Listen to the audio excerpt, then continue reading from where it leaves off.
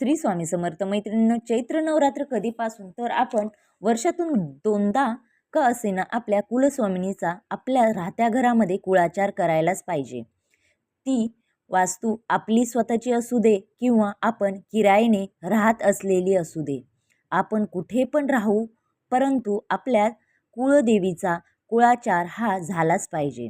आपल्या घरामध्ये आता आपल्या देवीचा कुळाचार करण्यासाठी नवरात्री हा अतिशय उत्तम आहे.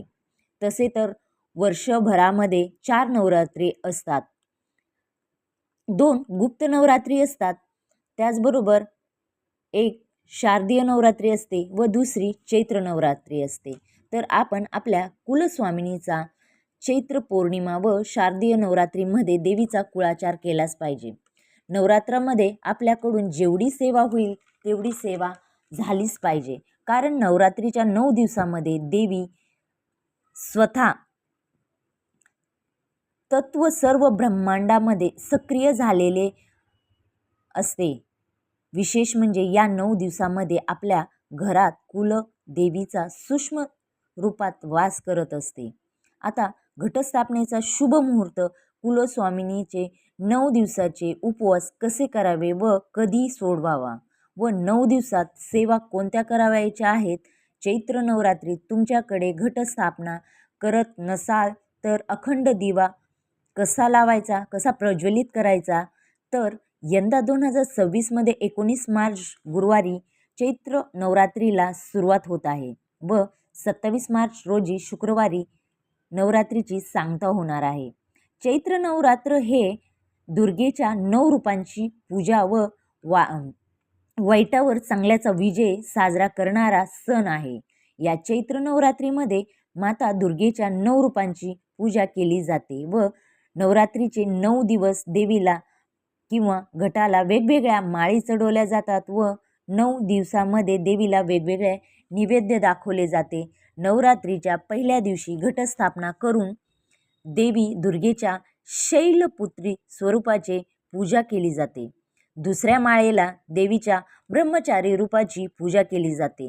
त्याचबरोबर तिसऱ्या माळेला देवी दुर्गेच्या चंद्रघंटा स्वरूपात देवीची पूजा केली जाते व चौथ्या दिवशी देवी दुर्गेच्या कुष्ममान स्वरूपाची पूजा केली जाते. 5व्या माळेला देवी दुर्गेच्या स्कंद माता स्वरूपाचे पूजन केले जाते. त्याचबरोबर 6व्या दिवशी दुर्गेच्या कत्यानी स्वरूपाचे पूजन केले जाते. 7व्या दिवशी देवी दुर्गेच्या कालरात्री स्वरूपाची पूजा केली जाते व 8व्या दिवशी देवी दुर्गेच्या महागौरी स्वरूपाचे पूजन केले जाते. 9व्या दिवशी रामनवमी या दिवशी नवरात्री सांगता केली जाते, म्हणजेच आपण जी घटस्थापना केलेली आहे ती हलवली जाते. अशा प्रकारे 9 दिवसामध्ये 9 प्रकारे आपण देवीचे वेगवेगळे रूप हे करून नवरात्री साजरी करतो व 9 दिवसामध्ये 9 प्रकारचे नैवेद्य आपण अर्पण करत असतो. 9 कलरचे साड्या आपण घालत असतो. वेगवेगळ्या स्वरूपाचे देवीला आपण अलंकार घालत असतो. जर तुमच्याकडे घटस्थापना नसेल केली, अगर प्रत्येकाचे वेगवेगळे हे असतात की आमच्या इथे करत नाहीत वगैरे गावोगावी, तर अखंड दिवा असेल तर तो लावायला हरकत नाही. जर तुम्ही 9 दिवसांचे उपवास केलेले असतील तर याच दिवशी सोडले जातात, म्हणजे जेव्हा सांगता होते त्या दिवशी सोडतात. तसंच आता हे सर्व काही तुमच्या घराण्याच्या परंपरा रूढीनुसार घट स्थापना करणे, अखंड दिवा लावणे हे तुमच्या घराण्याच्या परंपरेनुसार रूढीनुसार चालते. जसे तुमचे चालत आलेले आहे तशा प्रकारे तुम्ही करू शकता. उपवास करणे, घट हलवणे यामध्ये थोडा बदल असू शकतो. कारण काही ठिकाणी नवमीला घट हलवले जातात तर कोणाकडे अष्टमीला कुळाचार असतो आणि त्याच दिवशी उपवास सोडला जातो. काही ठिकाणी सप्तमीला देखील घट हलवले जातात व त्या दिवशी उपवास सोडला जातो. तुमच्या काय रूढी परंपरा आहेत त्यानुसार त्याच दिवशी घट हलवायचे आहे. किंवा अखंड दीप असेल तर तो हलवावा किंवा उपवास असेल तर तो सोडवावा त्या दिवशी. जर तुम्ही चैत्र पौर्णिमेला नवरात्रीला तुमच्याकडे घट स्थापना करत नसाल परंतु अखंड दिवा प्रज्वलित करता तर शुभ मुहूर्त 19 मार्च रोजी पहाटे 6:53 ते सकाळी 7:53 असणार आहे. एकूण 51 मिनिटाचाच हा कालावधी आहे. या मिनिटामध्ये तुम्हाला घटस्थापना किंवा अखंड दीप प्रज्वलित करण्यासाठी मिळणार आहे. जर तुम्हाला घट स्थापना करणे नाही झाले किंवा अखंड दीप प्रज्वलित करणे शक्य झाले नाही, दिवसभरामध्ये 11-12 वाजले, 3 वाजले, तर दुसरा मुहूर्त म्हणजे अभिजित मुहूर्त आहे.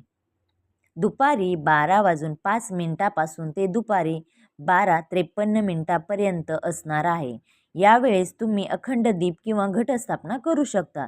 जर यावेळेस जर नाही शक्य झाले तर सूर्यास्ताच्या अगोदर आपण स्थापना व प्रज्वलित करू शकतो दिवा. तुमची कोणती पण कुलदेवी असू द्या, परंतु यामध्ये जी आपल्याला सेवा करायची आहे ती म्हणजे दुर्गा सप्तशती पाठ करणे. या 9 दिवसामध्ये तुम्ही दुर्गा सप्तशतीचा पाठ करू शकता किंवा 9 दिवसात आपण 14 पाठ केले तर नवचंडी केल्याचे फळ मिळते. तुम्ही 14 पाठ पण करू शकता. जर या 9 दिवसामध्ये दुर्गा सप्तशतीचा पाठ करणे शक्य नसेल तर तुम्ही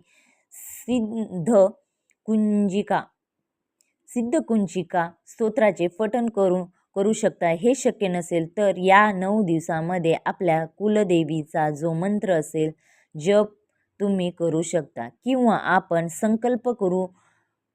पहिल्या दिवशीच मी रोज 11 माळी दररोज जप करणार असा देखील तुम्ही संकल्प करू शकता. 9 दिवसांच्या उपवास करत असाल तर त्याच्या अगोदरच आपण जेव्हा घटस्थापना करतो तेव्हा तुम्ही संकल्पयुक्त ही सेवा करू शकतात.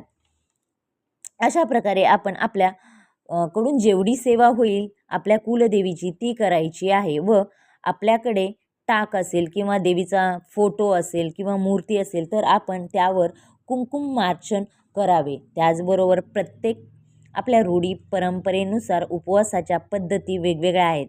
तसे तर 3 पद्धती उपवास केला जातो, 3 पद्धतीने केला जातो. एक तर नवरात्रीची सर्वात पहिली पद्धत बसता उठता उपवास करतात. म्हणजेच काय तर ज्या दिवशी घट स्थापन केले जातात त्याच दिवशी उपवास पकडतात आणि महाअष्टमीच्या दिवशी पण धरतात.